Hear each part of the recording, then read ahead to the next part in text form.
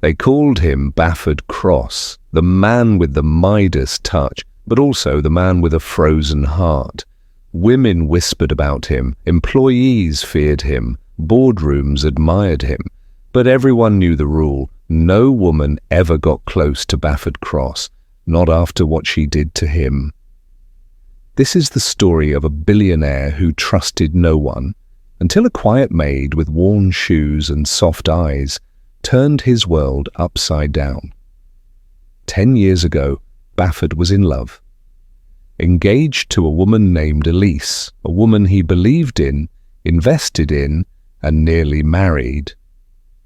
Until the week before the wedding, when she ran off with his closest friend, draining $500,000 from their joint venture. Since that day, Bafford vowed to keep women at arm's length. Business was his only love, his empire, his kingdom. His home was sterile, cold, glass walls and endless silence. His office, flawless, minimalist, devoid of warmth. Assistants? Always male. Staff? Vetted, professional, quiet.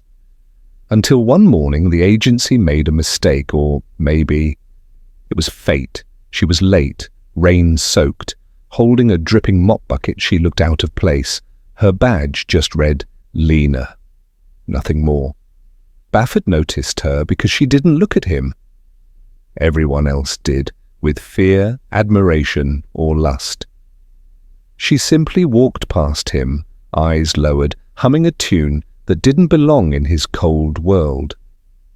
Later that evening, something compelled him to pull up the security footage. He watched her silently dust his shelf, pausing at a cracked photo frame no one else ever touched. She straightened it gently, like it mattered. Who was she? Day after day, she arrived before dawn, left after dark. She brewed the exact tea he liked without being told.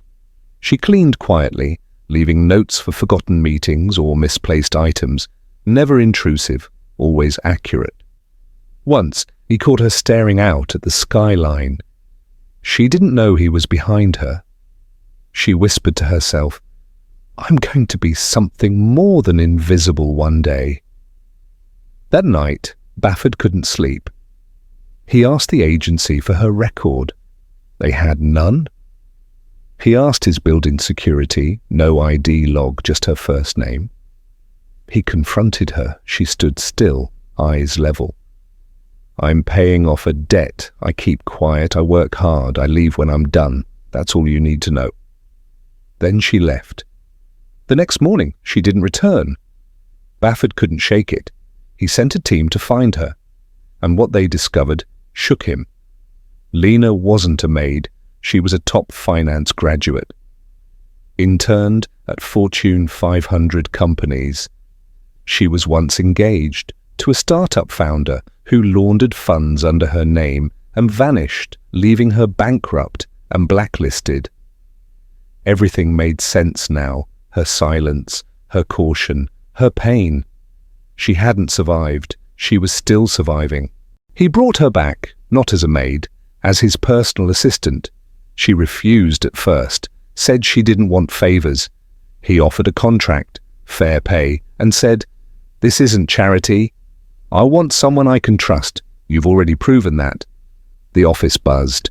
Whispers spread. Rumors flew. But Lena walked in head high. One senior executive, Marshall, didn't like her, said she was manipulating the boss. One day, he accidentally leaked a false email suggesting an affair between Lena and Bafford. Bafford saw the email and fired Marshall on the spot. But Lena, she cried in the elevator, not because she was hurt, but because it reminded her of the past, being accused, judged, labeled. Bafford found her on the rooftop that evening. He handed her something, a photo of her from a college newsletter titled The Girl Who Rebuilt. He said, That's the woman I see. She almost didn't go. Bafford had insisted she attend the corporate gala, but Lena felt out of place in a world of diamonds and backroom deals. She stood by the wall in a simple black dress. Bafford walked up to her, eyes soft.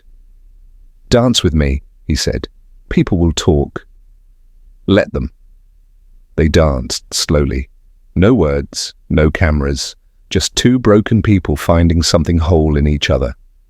One rainy night he invited her to dinner. No suit, no guards, just him. He poured wine, then paused. I swore I'd never love again, but every rule I made broke the day you walked in. Tears welled in her eyes. I don't need you to fix me, Bafford. I don't want to fix you. I want to walk beside you. That's all. They kissed, not like a fairy tale, like survivors, like equals. Now she runs a startup Bafford invested in, financial literacy for women. She speaks at events, runs mentorship programs. Bafford still sits front row at her speeches, silent, proud. They never labelled what they had, they just are. Have you ever met someone who saw you, not your mistakes, not your past, but you? Can love grow from ashes? Can kindness heal what betrayal shattered? Your voice matters. Drop your thoughts in the comments. Let's talk about it.